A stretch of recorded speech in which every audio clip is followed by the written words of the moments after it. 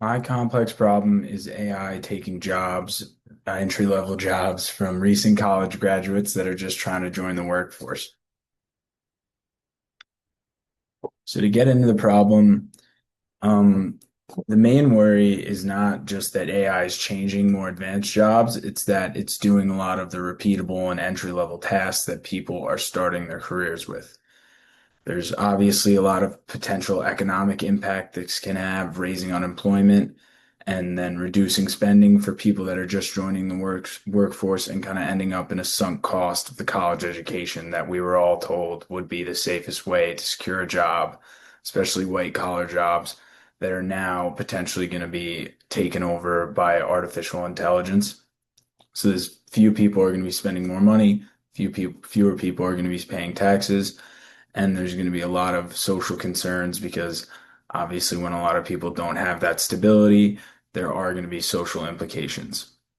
And then this is different from other disruptive technologies we've seen and with machinery and other things in the past because it has such a wide reach and it really can do everything and touch every field. And also, it does intellectual things like writing and completing tasks that usually in the past only humans would be able to do. And then why this affects you as a younger college graduate, it's because early employment struggles can definitely hurt confidence, especially when you want to go and put your degree to use and everything you've learned and you want to get into the workforce and you're eager to learn and take on skills. And it's also challenging because you're entering a rapidly changing job market where obviously not no one can predict exactly how AI is going to affect the job market in the future and from here on out. And there's going to be constant changes and you're going to have to adapt and work through different adversity than anyone else in the past has. And then as far as unemployment in communities, it can deteriorate communities and definitely build that gap between the haves and the have-nots just because those entry-level positions are going to be taken. But obviously, you're not going to replace your CEO with artificial intelligence at this point just yet, but you are going to replace all of the smaller and entry-level positions that a college student would be looking for. And then kind of just to get into what type of jobs it would take, obviously, as I mentioned before, it's really going to affect people that are starting more than people at the top.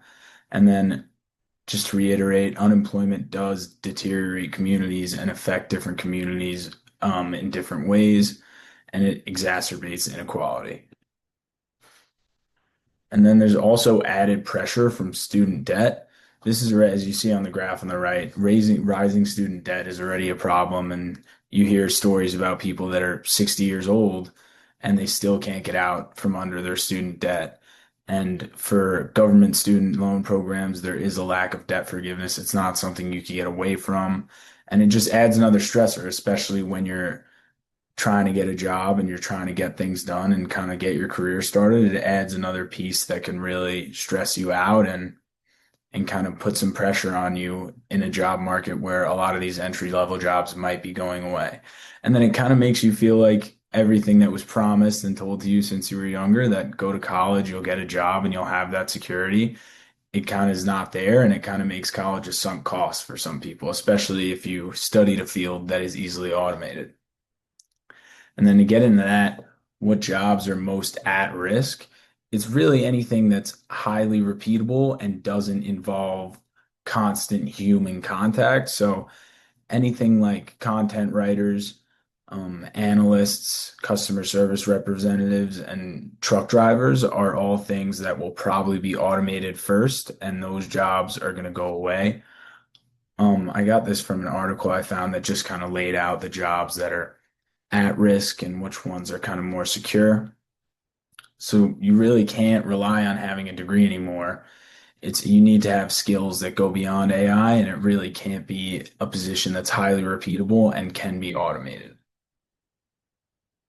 And then jobs that are safe for now, anything physical, so handymen and laborers, which obviously a lot of college graduates are not going to be in those fields. Nurses and doctors, just because the medical field obviously is very regulated and you can't have robots providing care to everyone, social workers, people that are working with people and trying to help them, therapists. I mean, that wouldn't be awesome therapy if you were talking to an AI agent, and teachers that are interacting with kids. These are just some of the jobs, for example, that it would be harder to automate, and we probably won't see automating for a while. And then the first step in my solution is kind of just to ask, how do we avoid this? And a lot of what I've seen and read is kind of focusing on soft skills. AI is not going to be able to replace building rapport with a client. It's not going to be able to replace human interaction or anything like a therapist, where you need that physical person and someone to understand you and someone that can understand human feelings to kind of connect with you. It can't really replace leadership and teamwork skills.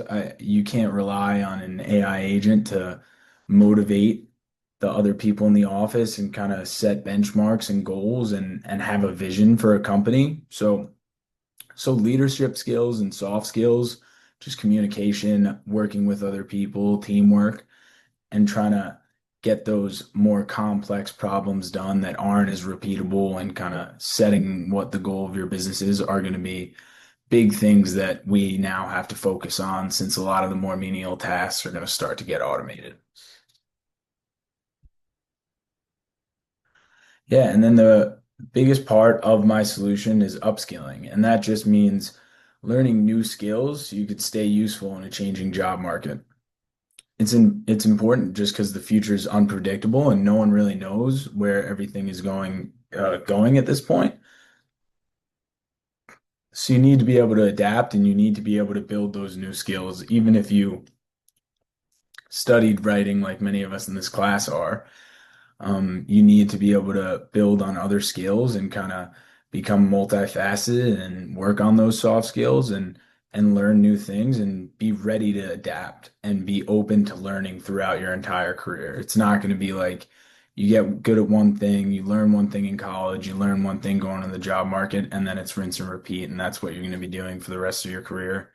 Now it's all about constantly adapting, constantly learning new things, and finding ways to become an asset to a company to kind of stay employed.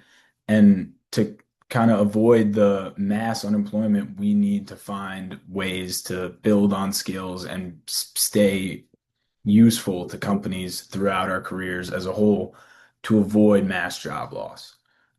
And then learn how to leverage AI tools to kind of expedite your process and make you more productive. Obviously, AI is not a total enemy. It definitely comes with a lot of benefits, and we could leverage those to kind of make ourselves more productive rather than making ourselves obsolete. And then just decision-making skills, being able to use your reasoning and make those decisions on the day-to-day basis that companies aren't just yet going to entrust AI to make. So it's important to have those decision-making skills as well. And thank you guys for watching. This is my presentation on AI taking jobs from people in the modern workforce that are just joining out of college. I hope you enjoyed it. And here are my cited sources.